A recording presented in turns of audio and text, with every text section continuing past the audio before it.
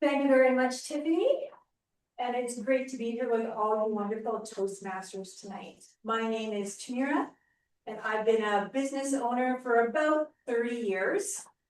I've been on the worship team at church, and my husband and I also led the youth group for a number of years. So while I've had some experience with talking in front of small groups, I've always felt too busy to actually develop public speaking skills. But whenever I did do well at public speaking, I was always just sharing what was on my heart. So that's how I'm going to start my Toastmaster journey tonight. The title of my speech is Don't Have Fear, Hold Back. I was always a tough kid with a really thick crust that no one was allowed to get past. Always a rebel. I know if you've seen a little hint of that tonight, perhaps. But underneath that tough, strong facade, I was full of fear. Mostly fear of making a mistake, any mistake really. My dad used to say, better to remain silent and be thought a fool than to open your mouth and remove all doubt. So while it was funny, for me, that was a real thing. That was one of my big fears, was looking foolish and feeling foolish. So to me, fear was weakness, and I had to be strong. That was it. So generally speaking, if I was afraid of it, that was reason enough for me to do it, whatever it was. So I'm going to show you a picture here, and you pretty much have three choices. So maybe I'm hoping that you'll be able to see it on the TV. Yeah, I will.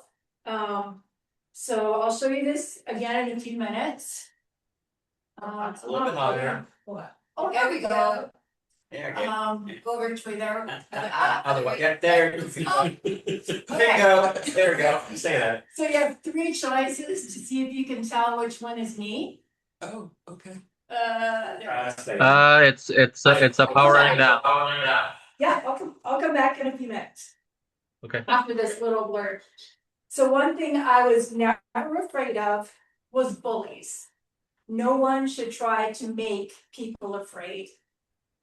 My brother is 2 years older than me, but he was a quiet kid who would get picked on sometimes. That would make me really mad, and I would take care of business. I was a very short, skinny grade 3 girl, and I would be beating up grade 6 boys, and I never lost a fight. So now, let's see that picture again, and see if you can tell now which one is me. This way. There you go. Are you the baby? Are you the youngest one? No. Big one. Oh, yeah. Pink one? We're dressed with the no nonsense look on her face. Pink one, yeah. Yeah.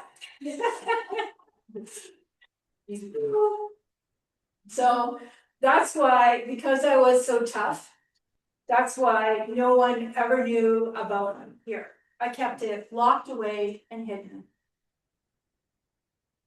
Even my closest friends never knew the grip that fear had on my mind. I only showed the bravery, never the fear. You can imagine the kind of trouble I got into as a teenager with an attitude of do whatever you're afraid of. So we'll just fast forward a bit through that. So when I'm a 21-year-old single mom in need of a job, I hated looking for work, and that was actually tied to fear as well. Fear that I wasn't good enough or would fail at what I tried. I happened to have a very entrepreneurial friend who almost forced me to start my own business. He actually picked up the phone and called the Yellow Pages for me. For you young people, that's like before Google. I knew that. But I knew nothing about business. I was on welfare, I had a car payment, I had no child support. And if that wasn't hard enough, all the money that I earned as self-employed, they deducted dollar for dollar off of my welfare check. So it would have been a lot easier for me to just sit on welfare. But I'm a fighter, and that's not really how I roll. So every month, I just kept raising the bar for myself until I finally made that coveted $800 a month. And then my welfare was gone. And my whole safety net was gone. It was just me by myself. So my next goal was $1,000 per month, then higher and higher, bit by bit. I just kept raising the ceiling. $1,200, $1,500, $1,800. You see, not only was I infected with fear, but I had a poverty mentality as well. And those two things wreaked havoc in my mind, and they would play off each other and get bigger and bigger until I took them and squashed them. It took every ounce of fight in me to keep going, but keep going I did, until I was doing fairly well for myself. Still on a budget, but constantly stretching farther and farther. I've moved on to different businesses since those days, starting those businesses from scratch as well.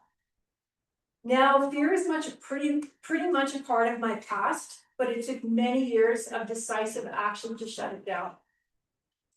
It's okay to not have all the answers. Fear is merely an obstacle to overcome. Action is the antidote to despair. And don't let fear hold you back.